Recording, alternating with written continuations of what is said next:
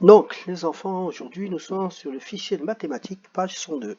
Donc, le premier exercice, c'est un exercice qui reste très simple, hein, c'est du calcul dicté.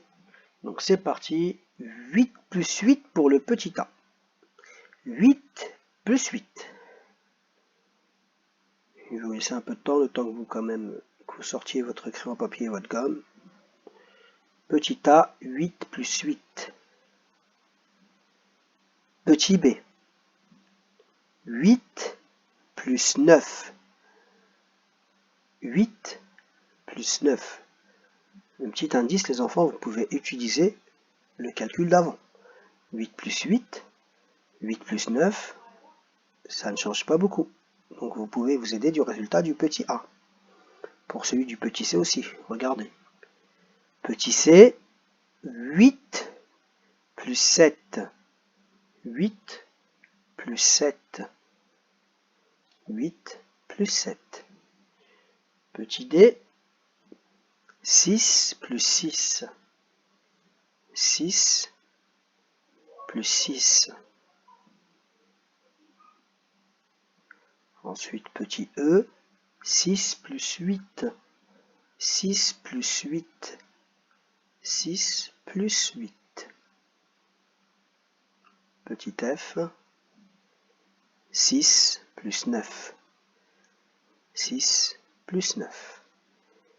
Exercice numéro 2, c'est de la décomposition de nombres. Décomposition de nombres, ça veut dire qu'on va décomposer en dizaines et en unités. Donc entoure les billets et les pièces qu'il faut pour payer exactement chaque objet. Donc on veut exactement 42 euros. Et pour bien réfléchir, il faut savoir que 42 euros, c'est 4 dizaines, donc 4 paquets de 10 et 2 tout seuls, d'accord? Donc vous devez choisir, entourer les billets et les pièces pour faire 42, ni plus ni moins. La méthode, je vous avais dit très souvent, ici ça va pas être dur puisqu'il n'y a que des billets de 10, donc on n'a pas de gros billets. Donc là c'est facile. Mais pour ici, par exemple, 86 euros, il faut faire 86, 8 paquets de 10 et 6. Pour faire 86, il faut bien réfléchir. La méthode, c'est qu'on commence toujours par le billet le plus grand. Donc là, 50, c'est plus petit que 86, donc je peux le prendre. Donc on commence par celui-là. Et après, on doit rajouter au fur et à mesure pour obtenir 86 euros. Deux petits problèmes. C'est par rapport à ce qu'on avait fait hier. Vous vous rappelez, les problèmes qu'on avait fait, c'était des compléments. Donc il y a marqué combien de pailles reste-t-il dans le paquet? Donc dans le paquet au départ, il y en avait 18. On a utilisé des pailles. Donc il faut compter combien vous en avez utilisé et savoir combien il en reste dedans. Voilà.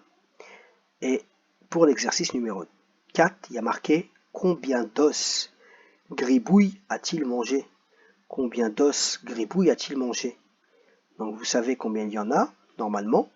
Il y a marqué oh, il n'y a que 10 os dans la boîte. Normalement, on dit 10 os. Mais pour que vous compreniez bien qu'on parle d'un os, donc il n'y a que 10 os dans la boîte.